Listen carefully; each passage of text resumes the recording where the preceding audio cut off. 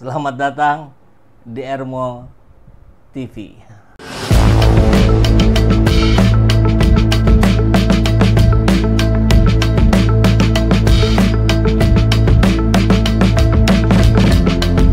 Bersama saya, Saiful Zaman, kebaikan yang terorganisir akan selalu mengalahkan kejahatan.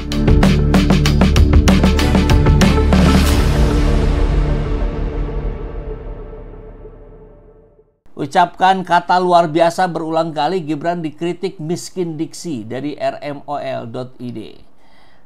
Pidato Wapres Gibran dinilai miskin diksi sehingga harus mengucapkan kata luar biasa berkali-kali saat melakukan kunjungan kerja di Sumatera Utara beberapa waktu yang lalu. Demikian komentar pegiat media sosial John Sitorus melalui akun X pribadinya. Nanti kita lihat akun X-nya ya. Ketika Wapres miskin diksi, padahal ada banyak kata-kata yang lebih layak dari sekedar mengucapkan kata luar biasa berulang kali. Keren ini, hebat juga ya. Wah, takjub saya. Nah, mungkin begitu harapannya ya.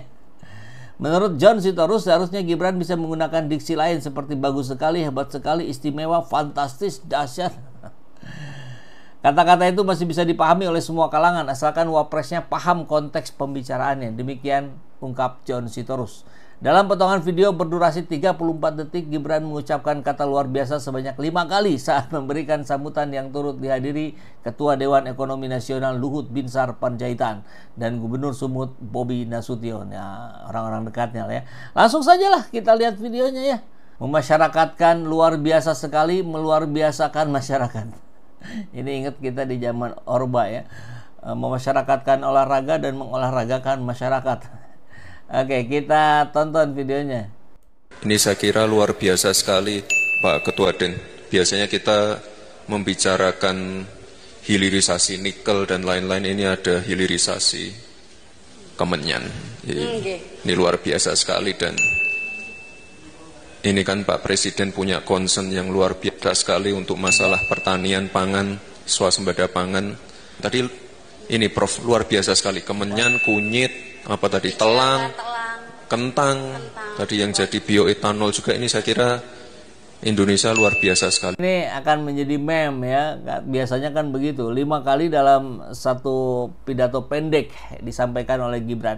Ya, memang akhirnya kita menjadi gagal fokus, bukan membahas tentang bagaimana hilirisasi kemenyan dan sebagainya, yang memang itu bagus untuk dilakukan, tapi lebih kepada respon gitu. Ya itulah, kalau memang nggak baca teks, harusnya sih ya gimana lagi, kalau sudah begini ya baca teks saja lah seperti Pak Jokowi ya. Sekalinya nggak baca teks jadi kebingungan orang semua mendengarnya. Satu itu, kemudian yang kedua, momen Gibran tampak kesulitan tebas batang tebu hingga dihampiri perwira polisi. Miskin diksi, gagap batang tebu, pohon tebas batang tebu yang berhasil apa? Mungkin tebang pilar konstitusi. Oke, kita lihat. Gibran memanen tebu di perkebunan tebu Jolondoro, Kabupaten Banyuwangi, Jawa Timur pada Senin lalu. Dari video yang diposting oleh YouTube Wakil Presiden Republik Indonesia, Gibran terlihat kesulitan menebang batang tebu menggunakan sebilah celurit.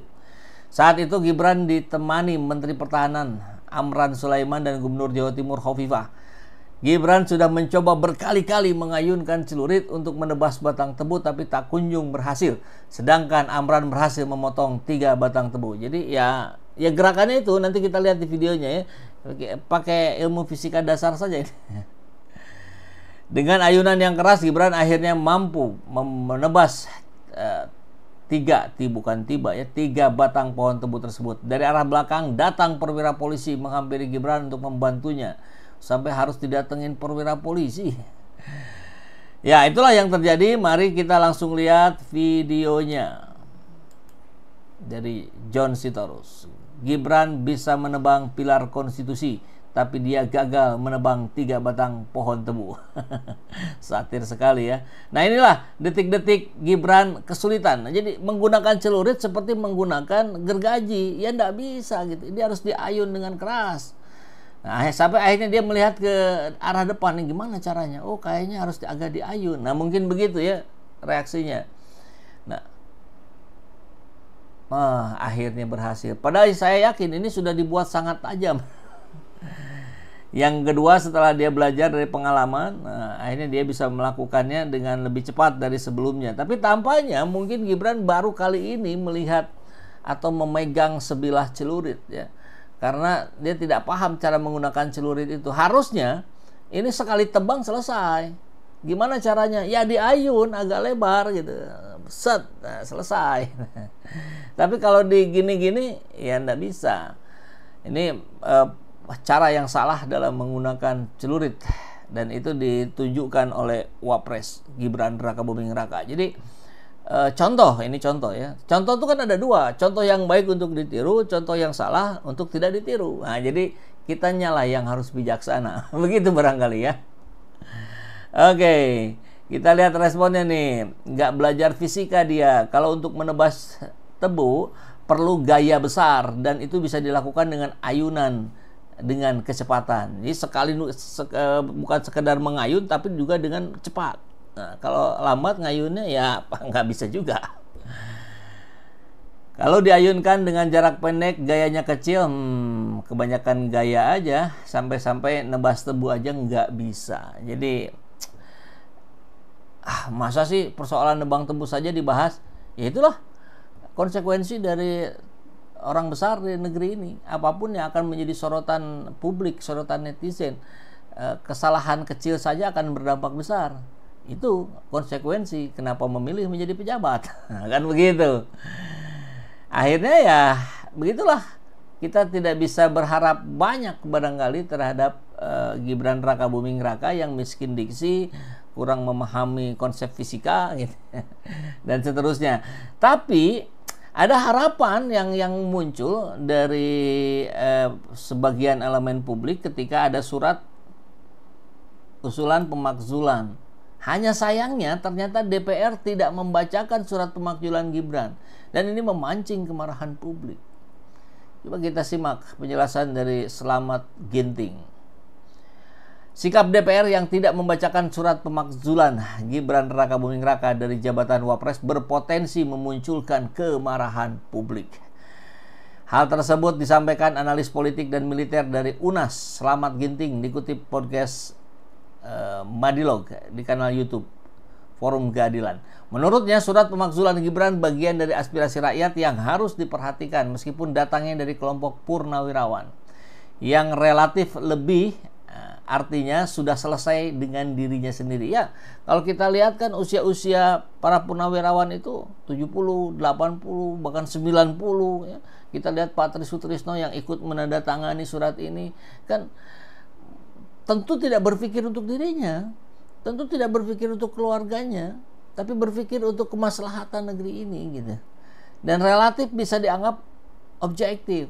Ya karena langsung mewakili negara gitu, bukan mewakili kepentingan pribadi.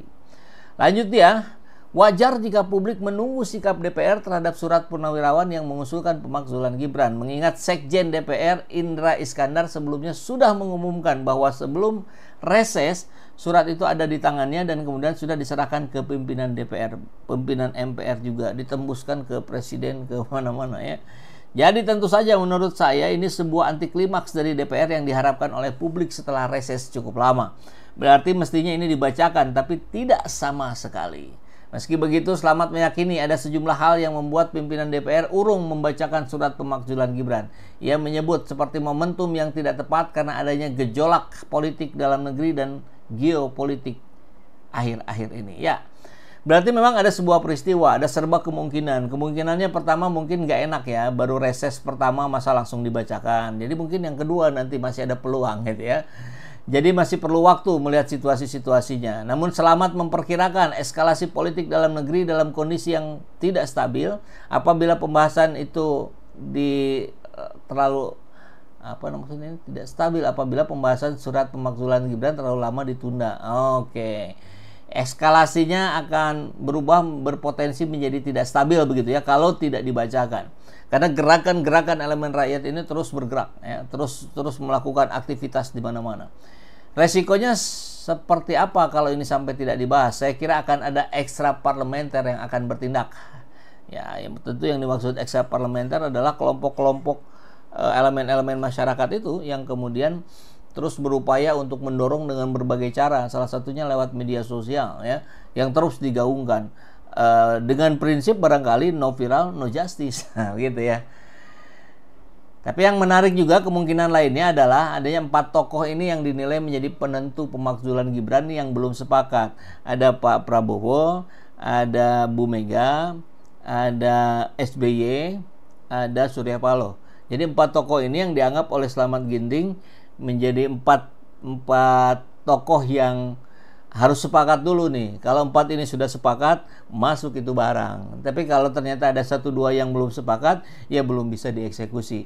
Kan seperti kita tahu rumor-rumor yang banyak disampaikan dan diakui oleh anggota dewan sendiri, mereka agak kesulitan karena apapun ya ditentukan oleh ketum partai. Nah, bicara ketum partai, suaranya berapa gitu kan? Kalau yang suaranya besar baru dia berpengaruh, kalau tidak ya nggak dianggap juga. Kan kurang lebih begitu. Ini fakta yang terjadi.